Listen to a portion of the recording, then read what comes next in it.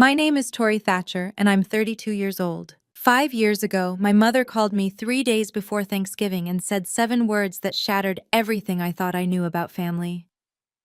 Don't come home this year. Victoria doesn't want drama. No explanation, no apology, just a door slammed shut on 27 years of trying to belong. I spent that Thanksgiving alone at a restaurant in Boston, watching happy families laugh together while I fought back tears over a cold turkey dinner.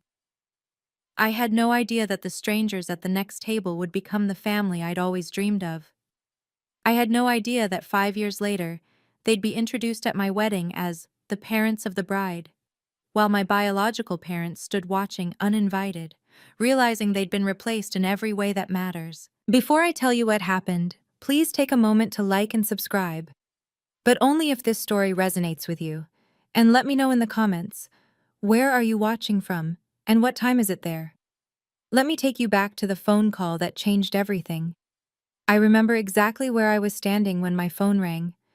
November 21st, 3 days before Thanksgiving. I was in my tiny studio apartment in Boston, surrounded by half-packed bags and the scent of the pumpkin candle I'd lit to get myself in the holiday spirit. I'd already bought my plane ticket home to Connecticut. Non-refundable, of course. Mom's name flashed on my screen. I smiled and picked up. "Hey, Mom. I was just about to—" "Tori." Her voice was flat, cold. "I need to tell you something." My stomach dropped. That tone never meant anything good. "What's wrong? Is Dad okay?" "Your father's fine." A pause. "Listen, I've been thinking, and don't come home this year." I actually laughed. I thought she was joking. "What do you mean?" "Victoria doesn't want drama. She's pregnant again, and she doesn't need the stress." I gripped the phone tighter. "Drama? What drama? I haven't even talked to Victoria in months." "Exactly." Mom's voice hardened.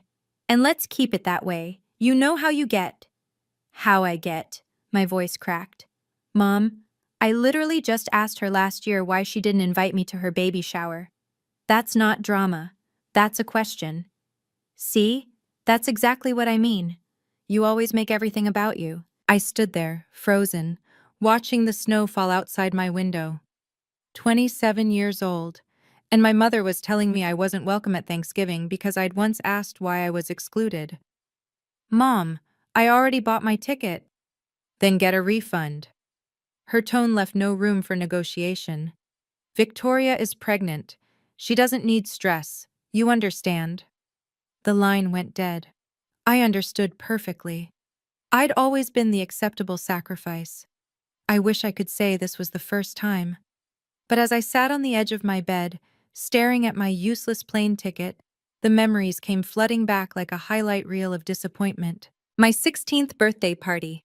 I'd been planning it for months, a small gathering with my 3 closest friends. Mom promised we'd have cake and go bowling. But the morning of, Victoria called crying because she'd failed her calculus final and needed emotional support.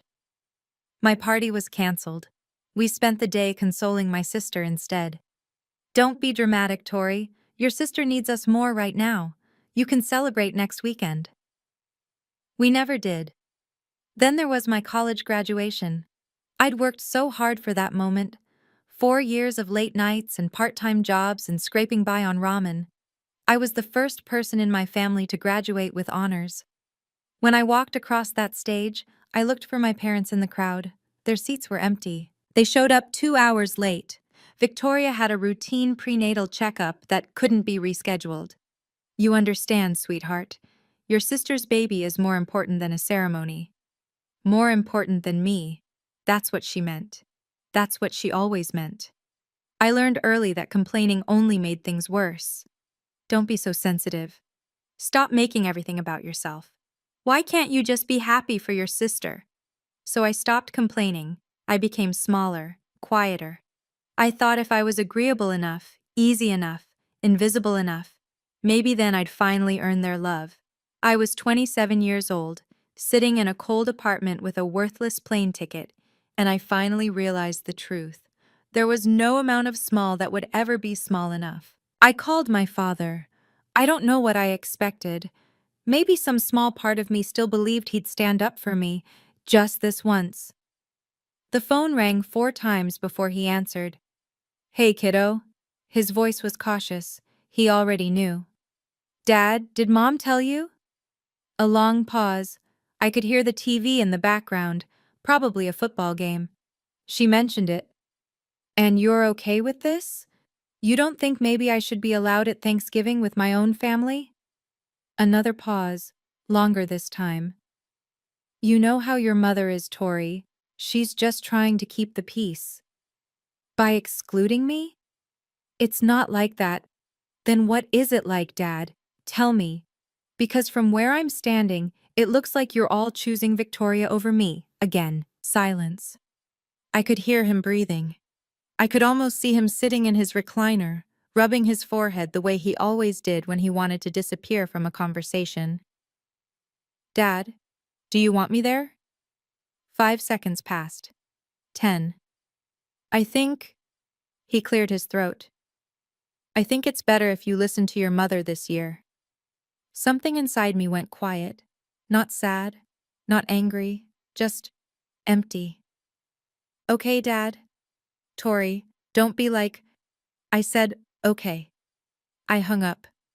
He didn't call back. I sat in my apartment as the sun went down, watching the shadows stretch across my floor.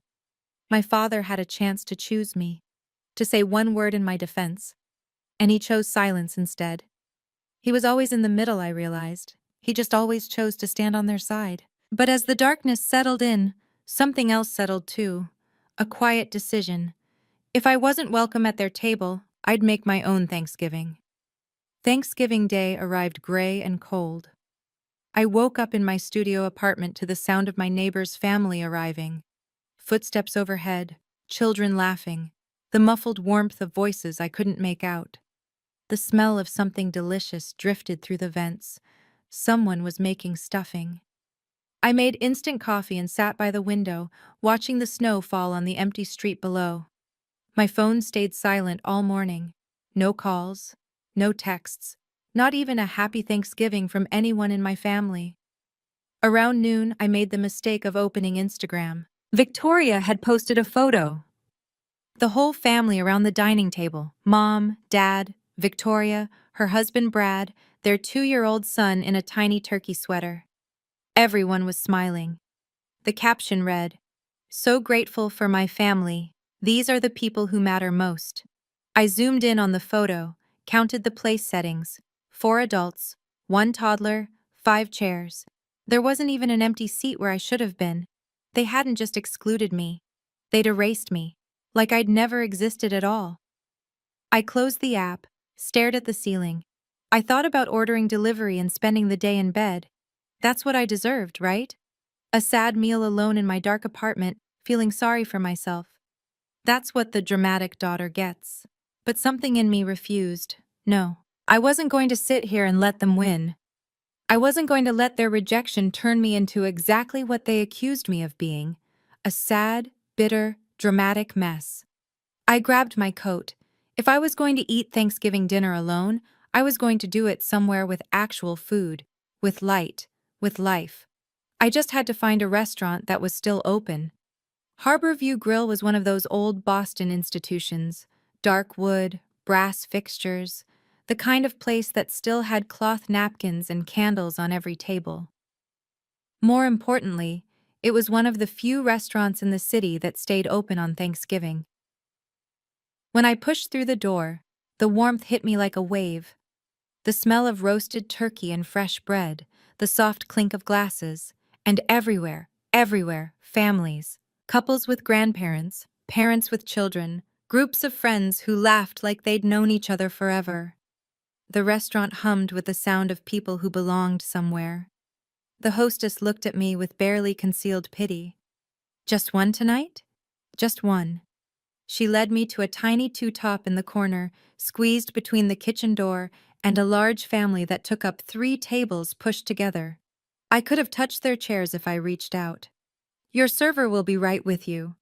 I sat down, opened the menu, tried to look like this was a choice. The family next to me was celebrating hard, An older couple at the head of the table, probably in their late 60s, a middle-aged man with his wife and 2 kids, and a younger man around 30 who kept making everyone laugh. 3 generations, easy. They passed dishes back and forth without asking. They interrupted each other in the way that only people who truly love each other can. I watched them out of the corner of my eye and felt something crack open in my chest. This is what family is supposed to look like. The server arrived with a bread basket and a tight smile. The Thanksgiving special? Please. I was going to get through this dinner. I was going to be fine. I wasn't fine. My turkey arrived. Golden skin, cranberry sauce, a perfect scoop of mashed potatoes. It looked like a magazine photo. I couldn't taste any of it. I sat there pushing food around my plate, trying not to look at the family beside me, trying not to think about my own family gathered around their table in Connecticut, laughing and passing the gravy without a single thought about the daughter they'd discarded. And suddenly I understood something I'd been avoiding for 27 years. This wasn't about Thanksgiving. This wasn't about Victoria's pregnancy or Mom's need for peace. This was about a pattern so deep it had shaped my entire life. I had spent 27 years trying to earn a place at their table, bending myself into smaller and smaller shapes, swallowing my hurt, apologizing for having feelings, staying quiet when I should have spoken, speaking up only to be told I was too much. And what had it gotten me? A corner table, a meal alone, an Instagram photo with no empty chair. If I kept going like this, if I kept trying to be small enough, quiet enough, agreeable enough, what would I have left? At some point, there'd be nothing left to shrink. The tears came before I could stop them. I turned my face toward the window, hoping no one would notice. I grabbed my napkin and pressed it to my eyes, trying to be invisible, trying to disappear like I always did. Honey? I froze. A woman's voice, warm, concerned. Are you okay? I looked up. The older woman from the family next to me was standing beside my table. Silver hair, kind eyes, a face that somehow looked like it had spent a lifetime actually listening to people. She was looking at me like I mattered. I'm fine, I said automatically. Just allergies.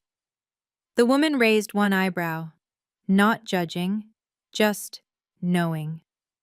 Allergies don't usually make people cry into their napkin on Thanksgiving. I let out a sound that was half laugh, half sob. That obvious?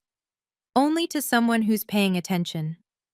She had a gentle voice, but there was steel underneath, the kind of woman who'd seen things. I'm Eleanor. Tori. Well, Tori. She glanced back at her family, then at me. No one should eat alone on this day. Why don't you come join us? I shook my head immediately. Oh no, I couldn't. I don't want to intrude. You're not intruding. I'm inviting. She smiled. There's a difference. I really appreciate it, but my husband tells terrible jokes, she continued, as if I hadn't spoken. And my son Marcus keeps trying to start political debates. You might as well come suffer with us. From the big table, the older man, her husband, I assumed, waved at me. She won't take no for an answer. Trust me. 43 years, and I've never won an argument. The younger son, Marcus apparently, grinned. He's not wrong. I looked at my cold turkey, my empty table, my napkin still damp with tears. Then I looked at Eleanor Morrison and her warm eyes and her family that somehow had room for a stranger. Okay, I heard myself say. If you're sure I'm not... I'm sure. Eleanor put her hand on my shoulder. Come on. We just opened another bottle of wine, and there's way too much pie. I stood up on shaky legs and followed her to the table, not knowing that this single moment, this small act of kindness from a woman I'd never met, was about to change the entire trajectory of my life. They made room for me like I'd always been there. Someone pulled up a chair. Someone else handed me a plate. Before I could even sit down, I had a glass of wine in my hand and a warm roll on my plate. I'm Richard, the older man said, shaking my hand firmly. This is my wife Eleanor. Our son Daniel and his wife Sarah, their kids Emma and Lucas, and our youngest Marcus. Hi. I gave an awkward little wave to the table. I'm Tori. Thank you so much for— What do you do, Tori? Daniel asked, passing me the mashed potatoes. I'm a graphic designer, freelance mostly. That's wonderful, Sarah said. I can barely draw a stick figure.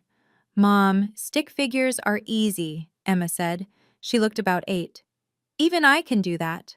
Everyone laughed. Not at anyone, with each other. It was such a foreign sound. Marcus caught my eye from across the table. He was around my age, maybe a little older, with dark hair and an easy smile. Fair warning, my dad's about to tell a joke. I am not, Richard protested. He is, Eleanor said. Richard grinned. Okay, fine. What did the turkey say to the computer?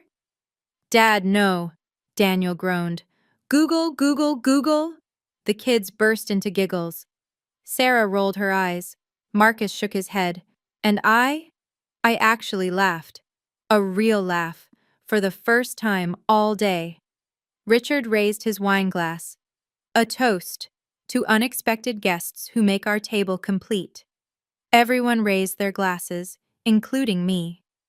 I looked around at these people, strangers, all of them, until 15 minutes ago, and felt something I hadn't felt in years. Warmth, acceptance, belonging. I didn't know families could feel like this. After the main course, while the kids ran off to explore the restaurant and the men argued about football, Eleanor moved to the chair next to mine. How are you doing? She asked quietly. Really? I looked down at my plate. Better. This is really nice. Thank you. You're welcome. She took a sip of her wine. But that's not what I asked. Something about her directness made me want to be honest. I'm okay. I'm just having a hard Thanksgiving. Do you want to tell me why you're really here alone? I hesitated. The truth felt too pathetic to say out loud. My own mother told me not to come home. My sister thinks I'm drama. My father chose silence over me. But Eleanor waited, patient, no judgment in her eyes. My mom called me 3 days ago, I finally said. Told me not to come home for Thanksgiving. My sister is pregnant and she didn't want drama. Drama? That's what they call it when I ask questions they don't want to answer. Eleanor nodded slowly. I see. It's fine, I added quickly. I mean, it's not fine, but it's not fine. Eleanor's voice was gentle but firm. Can I tell you something I learned in 30 years as a family lawyer? I blinked. You're a lawyer? Retired. Family law, she smiled. I've seen every kind of family dysfunction you can imagine, and I've learned that the people who accuse you of causing drama are usually the ones creating it. They just need someone to blame. The words hit me like a physical force. You're not the problem, Tori. Eleanor put her hand over mine. You never were. I couldn't speak. I could barely breathe. Those were the words I'd needed to hear my entire life. Hey, I want to pause here for a second. If you're watching this and you've ever been blamed for causing drama just because you asked to be treated fairly, I see you. I want to know, have you ever been made the scapegoat in your family? Type your answer in the comments. And if this story is hitting close to home, please hit that like button so more people can find it. Now let me tell you what happened next. The evening wound down slowly, the way good dinners do. Pie was served, coffee was poured. The kids fell asleep on Sarah's lap, exhausted from running circles around the restaurant. When the check came, I reached for my wallet, but Richard waved me off. Please, he said, our treat. I can't let you. You can and you will. He smiled. Consider it a Thanksgiving tradition. We always buy dinner for new friends. As we gathered our coats and prepared to leave, Eleanor pressed something into my hand. A small card, cream-colored, with elegant black text. I looked down. Eleanor Morrison, J.D., Family Law, retired. Below that, a phone number and an address in Brookline. If you ever need to talk, she said, call me, I mean it. Thank you. Richard appeared beside us, shrugging on his coat. Sunday dinners, every week at our place. You're welcome any time. I shook my head. That's so kind, but I couldn't. She could, Marcus said, joining the group. And she should. Mom never says things she doesn't mean. Trust me. Eleanor squeezed my hand. Family isn't blood, Tori. It's showing up. I stood there in the restaurant lobby, holding a business card from a woman I'd met 3 hours ago, receiving an open invitation from a family I had no claim to. Outside, the snow was falling harder. Through the window I could see families hurrying to their cars, children carried on shoulders, grandparents clutching to-go containers of leftover pie. I looked back at the Morrisons, Richard helping Eleanor with her scarf, Daniel herding sleepy children, Marcus waiting by the door with an expectant look. Okay, I said. Maybe I'll stop by sometime. Eleanor smiled like she'd known I'd say yes all along. I had no idea I'd just met my future family. I didn't go to Sunday dinner the next week, or the week after that. It felt too strange, too forward, too much like I was imposing on someone else's family. But Eleanor called. Just to check in, she said, just to see how I was doing. By early December, I finally accepted the invitation. That first Sunday, I stood on the Morrisons' porch in Brookline for 5 full minutes before I worked up the courage to knock. The house was exactly what I'd imagined, a beautiful Victorian with a wraparound porch and lights in every window. It looked like the kind of place where good things happened.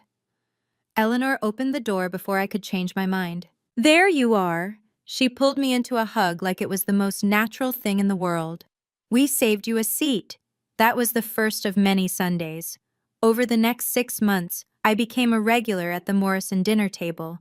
Richard taught me to play chess, even though I lost every single game.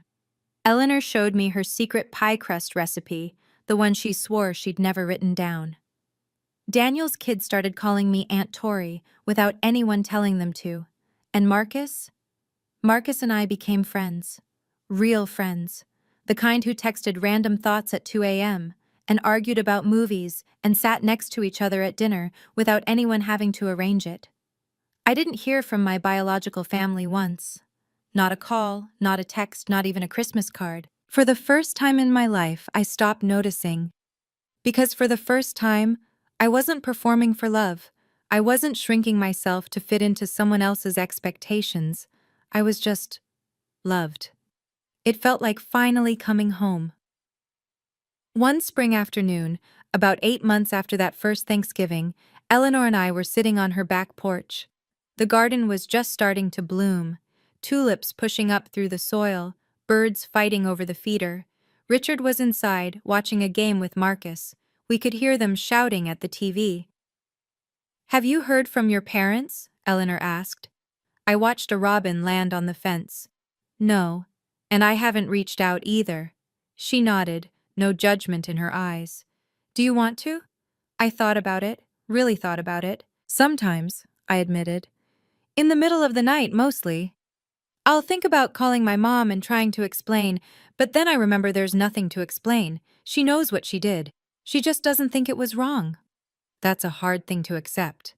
It is. I pulled my cardigan tighter. I keep waiting to feel guilty. Everyone says you should forgive your family no matter what. Blood is thicker than water and all that. You know, I've never believed that. Eleanor took a sip of her tea. In my career, I helped a lot of people find legal recognition for the families they've built, not the ones they were born into. I turned to look at her. What do you mean? She smiled, soft and knowing. Just that the law recognizes what the heart already knows. That family can be created, not just inherited. There are ways to make those bonds official, if a person wants to.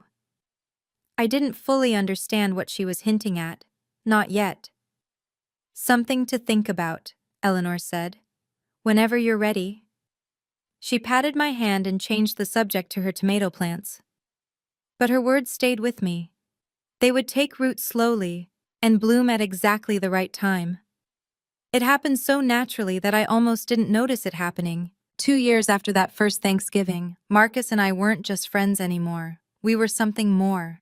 something that had grown so gradually that when we finally acknowledged it, it felt less like a beginning and more like a recognition of what had always been there.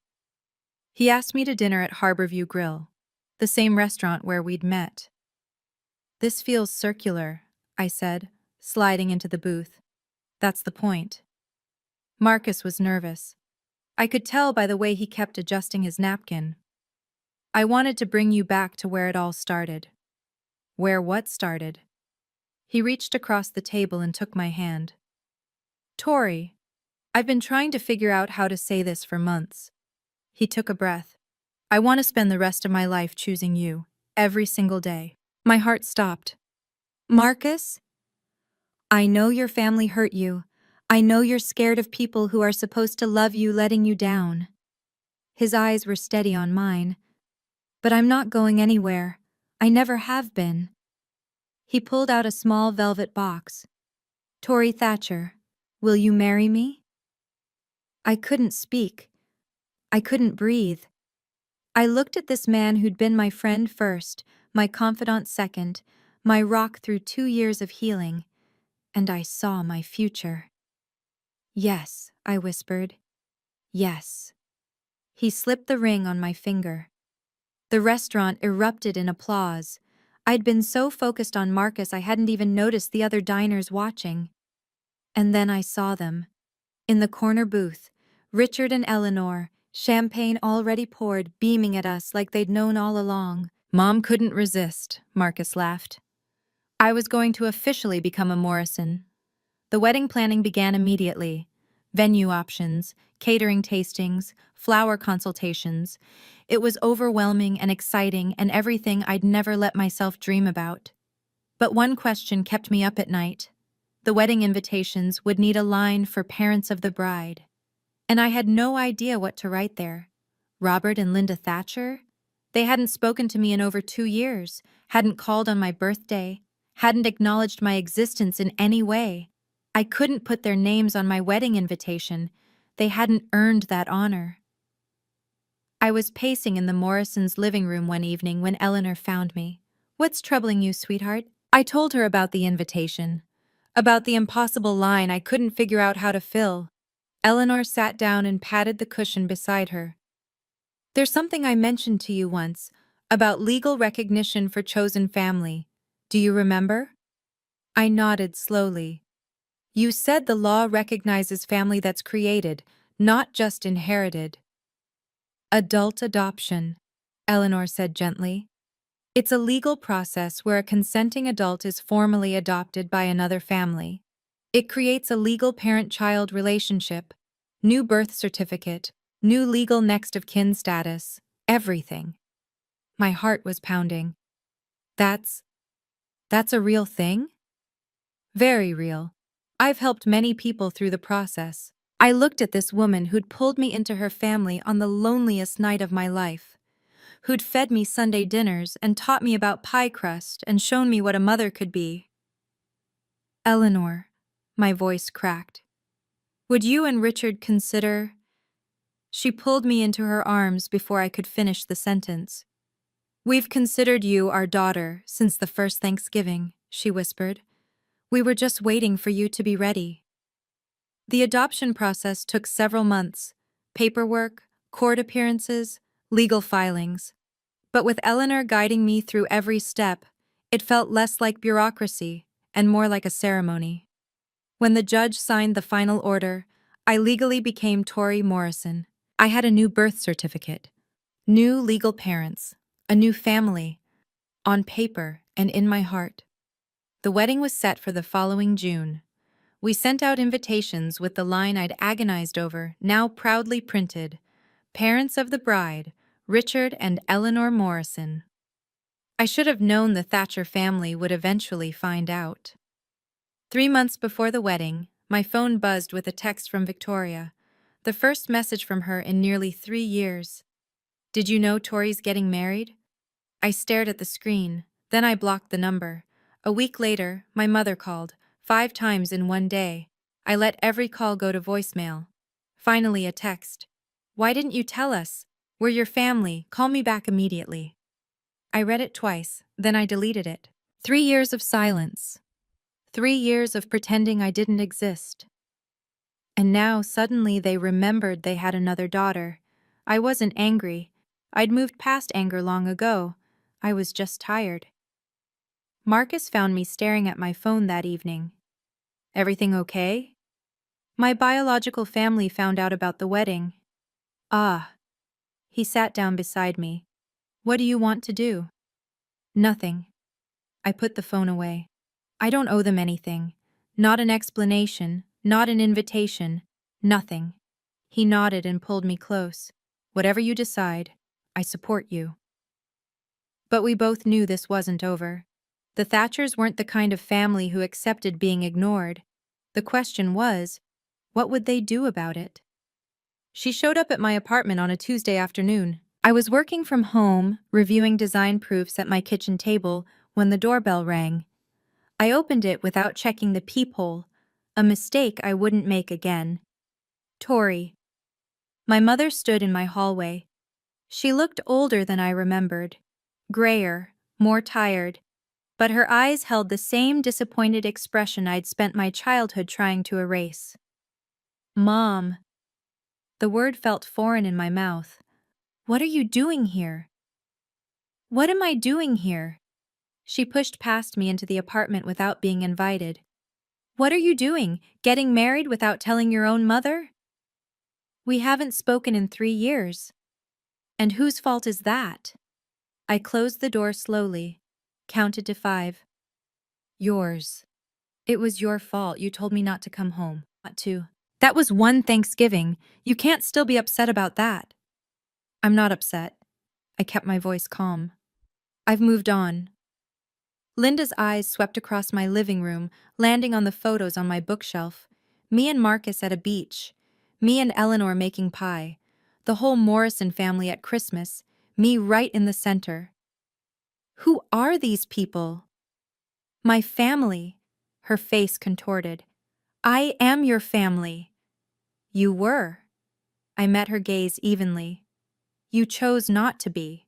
Remember? Victoria didn't want drama. That was years ago.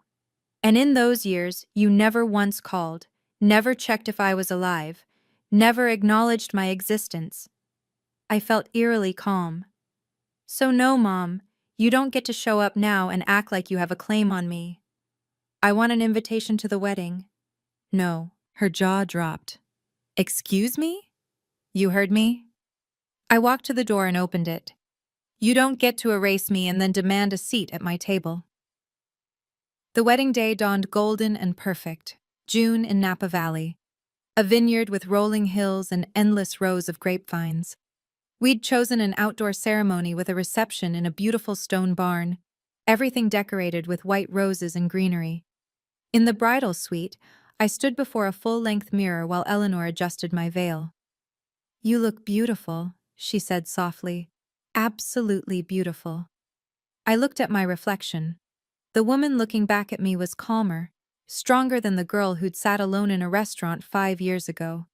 That girl hadn't believed she deserved to be loved. This woman knew better. On the vanity beside me sat a copy of the wedding program. I picked it up, reading the line I'd never thought I'd be able to write. Parents of the bride, Richard and Eleanor Morrison. Underneath, in smaller text, the family who chose her. Eleanor noticed me looking. Are you nervous? About marrying Marcus? No. I set down the program. About what might happen, a little. I'd hired security for the wedding, a quiet precaution. After Mom's visit to my apartment, I knew there was a chance she'd try something. Eleanor put her hands on my shoulders. Whatever happens today, you have a family who chose you. We will always choose you. Never forget that. I hugged her tight. I love you, Mom. It was the first time I'd called her that. The word came out naturally, like it had always been waiting. Eleanor's eyes glistened. I love you too, sweetheart. My daughter. Through the window I could see guests arriving. Marcus was already at the altar looking nervous and handsome in his gray suit. It was time. Whatever came next, I was ready. The ceremony was everything I'd dreamed of. Marcus waiting at the end of the aisle. Richard walking me toward him, steady and proud.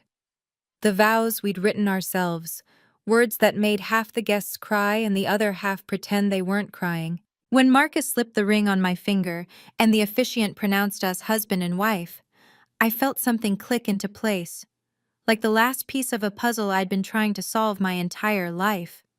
The reception was in full swing when the security guard found me. "Mrs. Morrison?" He appeared at my elbow, discreet and professional. "There are two people at the entrance. They claim to be your parents."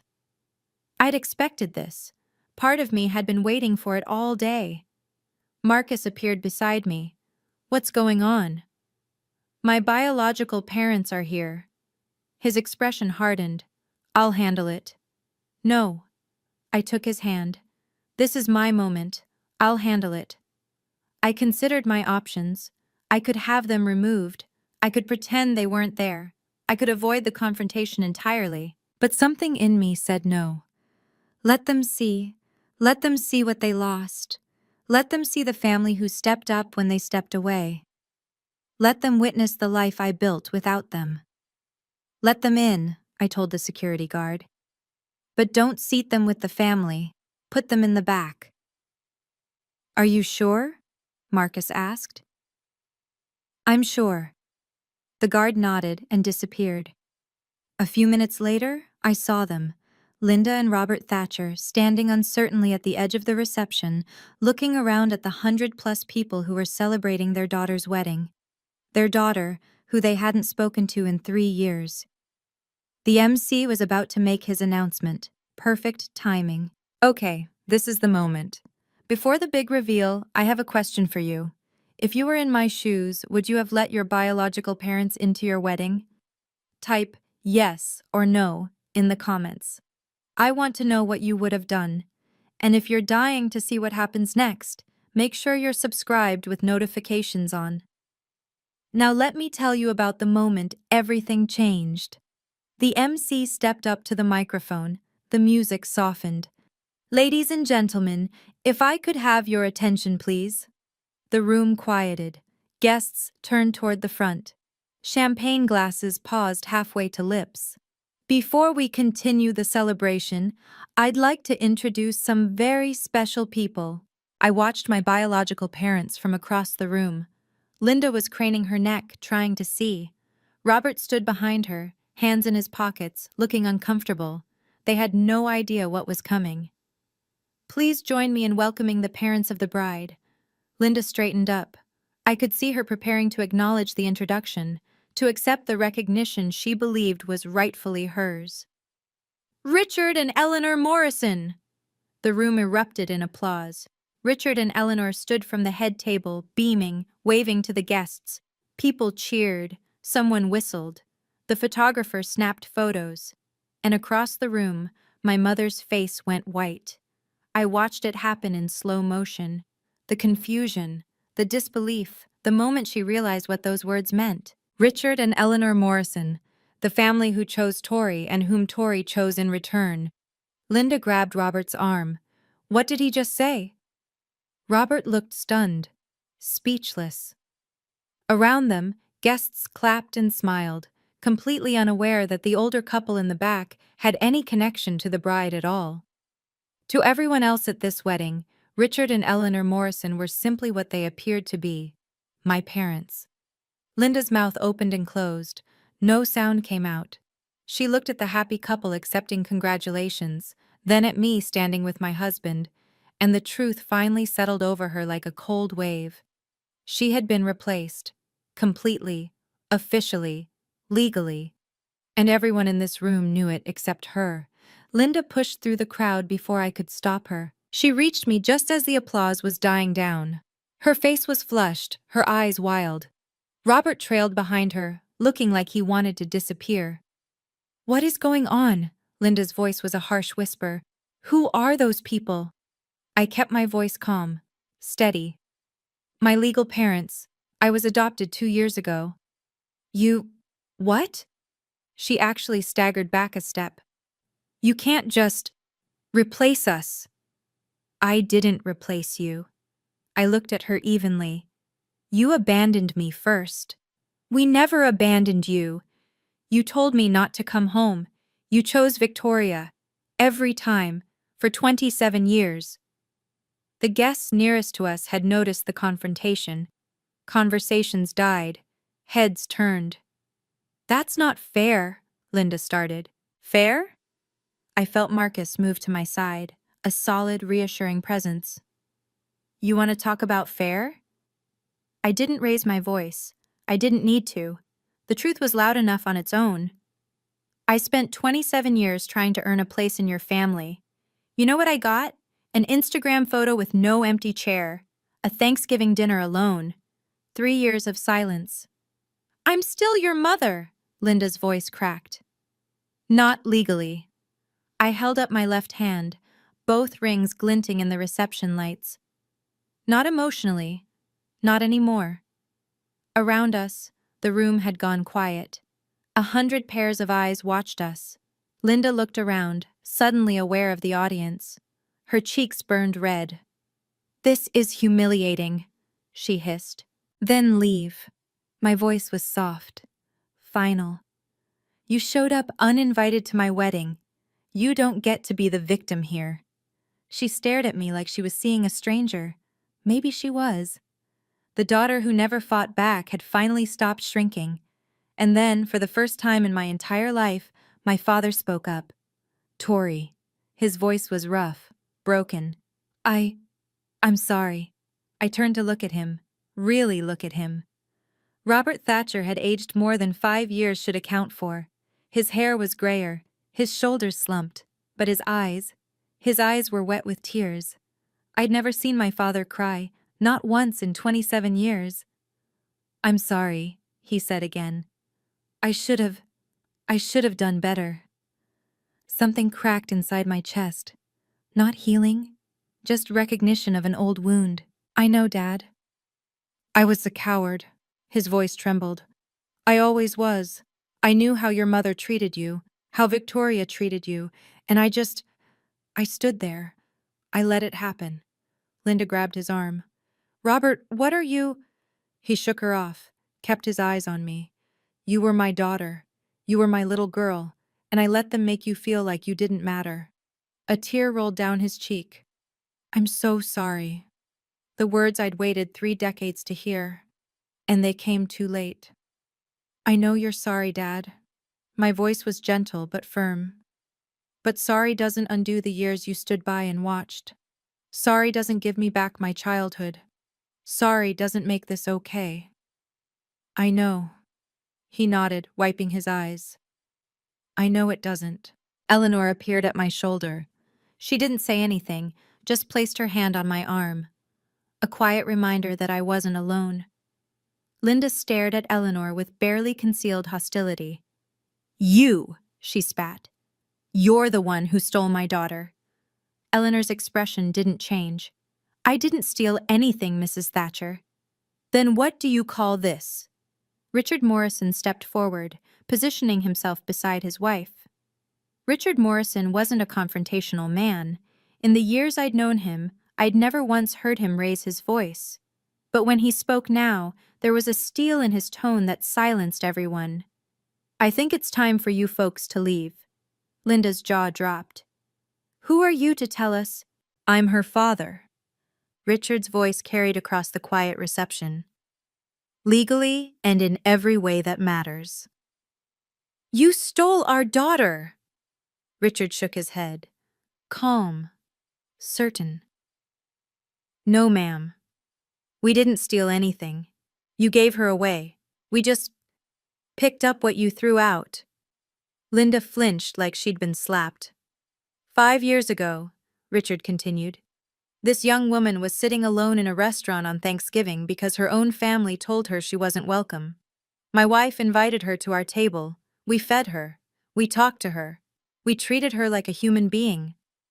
He stepped closer to Linda, his voice dropping. Do you know what she told us that night? She said she couldn't remember the last time she felt like she mattered to someone. 27 years old, and she couldn't remember ever feeling wanted by her own family. Linda opened her mouth. No sound came out. We didn't steal your daughter. We just showed her what family is supposed to look like. The rest was her choice. He turned to face the gathered crowd. Now, this is my daughter's wedding day. The happiest day of her life. And I won't let anyone, ruin it. He nodded to the security guards, who had been standing discreetly nearby. Please escort these people out. As the guards approached, Richard put his arm around me.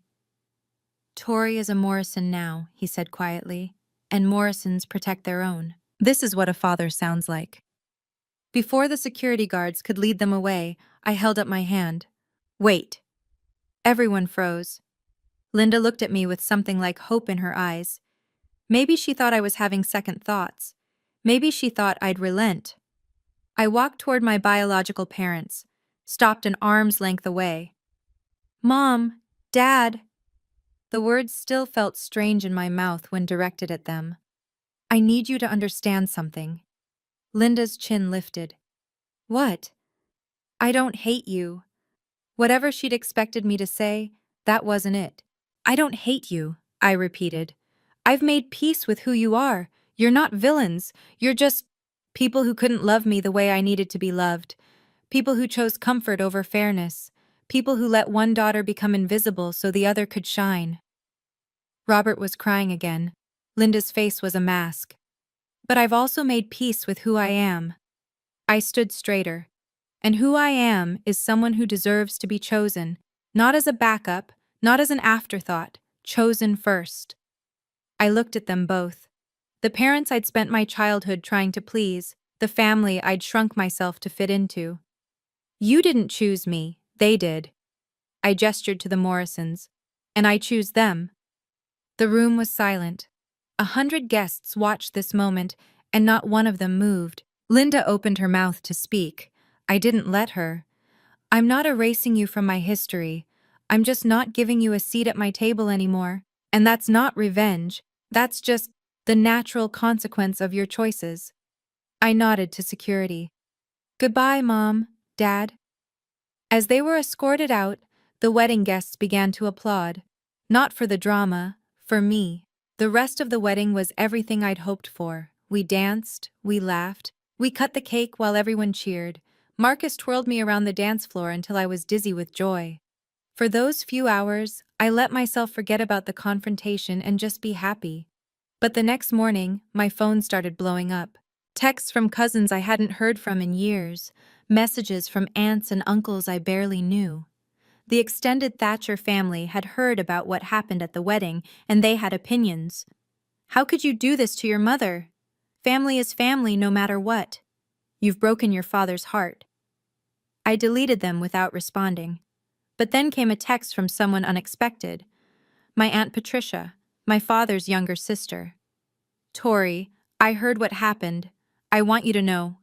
I'm proud of you. I stared at the screen.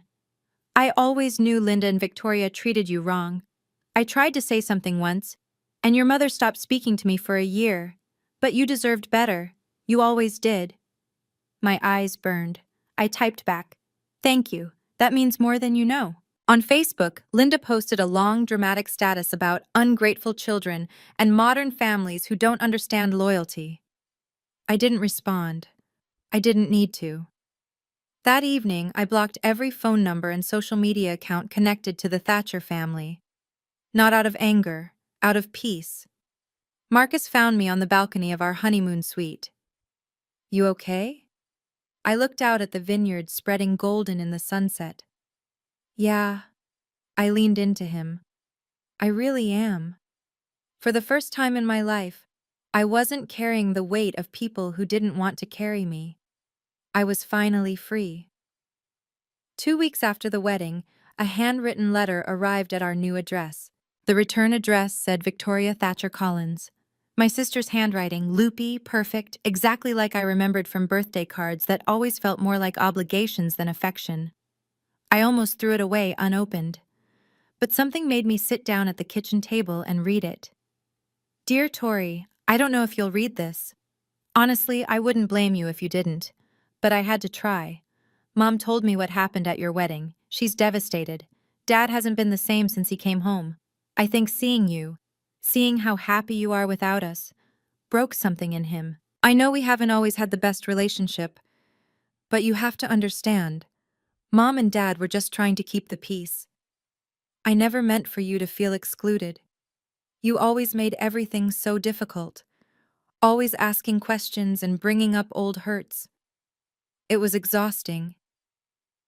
I hope one day you'll understand that family is complicated. Maybe when you have your own kids, you'll see why Mom made the choices she made. I'm not asking for an apology. I just wanted you to know that we still love you, even if you've decided we're not good enough for you anymore. Your sister, Victoria. I read it twice. Then I folded it carefully and put it in a drawer. Marcus came home to find me at the kitchen table. What's that? Letter from Victoria. What did she say? Nothing new. I stood up and started making dinner. She still doesn't get it. She never will. Does that bother you? I thought about it. Really thought about it. No, I said finally. It's not my job to make her understand. It never was.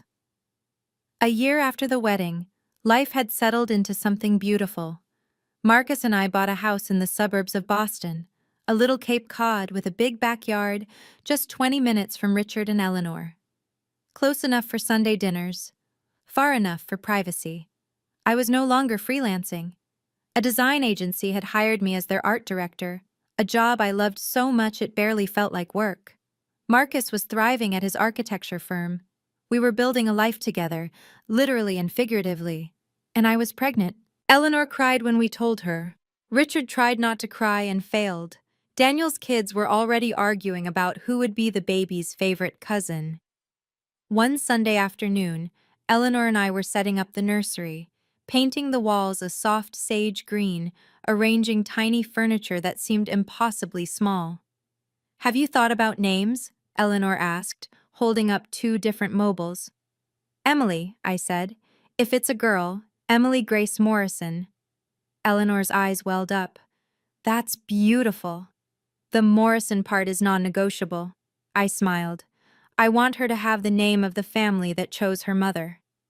Eleanor set down the mobiles and pulled me into a hug. You know, she said, when I saw you sitting alone in that restaurant, I had no idea we'd end up here. I just saw someone who needed kindness. You saved my life that night. No, sweetheart. She pulled back, holding my shoulders. You saved yourself. We just showed you it was possible. I looked around the nursery, at the crib we'd picked out together, at the rocking chair Richard had built by hand, at the life I'd created with people who loved me unconditionally. I finally had everything I'd always wanted.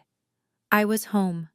5 years to the day after I sat alone in Harborview Grill, I sat at the head of a very different table. The Morrison house was chaos, the best kind. Emily, now 6 months old, was being passed from lap to lap like a tiny, drooling treasure. Daniel's kids were playing some complicated card game in the corner. Sarah was arguing with Marcus about the proper way to carve a turkey. Richard was sneaking extra pie when he thought Eleanor wasn't looking. She was. All right, everyone. Eleanor clapped her hands. Before we eat, we need a toast. She raised her glass and looked at me. Tori, would you do the honors?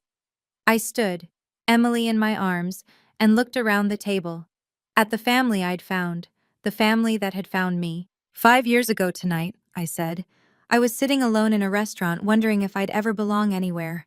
I thought I was unlovable. I thought there was something wrong with me, that I was too much, too difficult, too dramatic. I paused, feeling Marcus's hand squeeze my knee under the table.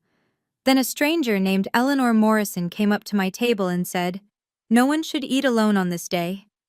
And everything changed. Richard wiped his eyes. Eleanor was already crying. So here's my toast. I raised my glass. To family. Not the one we're born into, but the one we build, the one we choose, the one that chooses us back. To family, everyone echoed. Glasses clinked. Emily gurgled. Richard finally got his extra piece of pie, and I looked around at these people, my people, and felt something I'd spent my whole childhood chasing, I belonged. Completely. Unconditionally. For the first time in my life, I was home.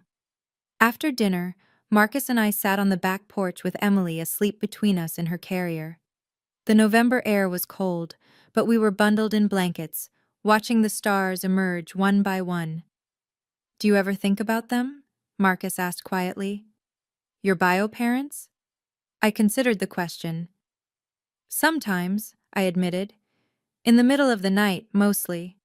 I'll wonder how they're doing, if they've changed, if they ever really understood what they lost.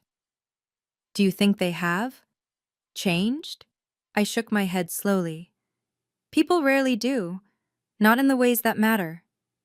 Does that make you sad? I looked at Emily, her tiny fist curled near her cheek, her perfect rosebud mouth, her chest rising and falling with each peaceful breath. It used to, I said. But not anymore. I spent so many years being sad about a family that didn't want me. I don't have room for that anymore. My life is too full. Marcus wrapped his arm around me. What changed? I did. I leaned into him. I stopped waiting for them to love me the way I needed. I stopped shrinking myself to fit into their version of who I should be, and I started building something new. Through the window, I could see the Morrison family, my family, laughing and talking, clearing plates and wrapping leftovers. Setting boundaries isn't revenge, I said softly. It's survival. It's choosing yourself when no one else will. Marcus kissed my forehead. I'm glad you survived. Me too. Emily stirred, making soft baby sounds. I picked her up and held her close. I'll never make you earn my love, I whispered to her. I promise. You'll never have to wonder if you're wanted. You'll always know. She yawned and fell back asleep. If you're watching this, and you've been the scapegoat of your family, if you've been told you're too much or too sensitive or always causing drama just because you dared to ask to be treated fairly, I want you to know something. It's not you. It never was. You deserve to be chosen. Not as a backup. Not as a last resort. Not as the acceptable sacrifice when someone else's comfort is at stake. Chosen first. Chosen fully. Chosen without conditions. Family isn't blood. Family isn't obligation. Family isn't people who share your DNA but treat you like a burden. Family is the people who show up. The people who see you crying alone at a restaurant table and invite you to join them. The people who open their Sunday dinners and their hearts and their legal documents to make you officially, permanently, undeniably theirs. I spent 27 years trying to earn love from people who were never going to give it. And then I spent 5 years learning what love actually looks like. Not from the family I was born into, but from the family that chose me. If the people who are supposed to love you can't do that, if they've proven over and over again that you'll always come last, you have the right to build your own family. You have the right to walk away. You have the right to be happy. That's not revenge. That's not drama. That's just living your life without people who don't deserve a seat at your table. I found my people. And I hope, with all my heart, that you find yours too. You deserve it. Thank you so much for being here until the very end. If my story touched you in any way, please take a moment to like, subscribe, and hit that notification bell. It really helps more people find these stories. I want to hear from you. Have you ever had to set boundaries with your own family? Share your experience in the comments. I read every single one. And if you want more stories like this, check the description. I've linked some of my favorites there. Until next time, remember, you deserve to be chosen.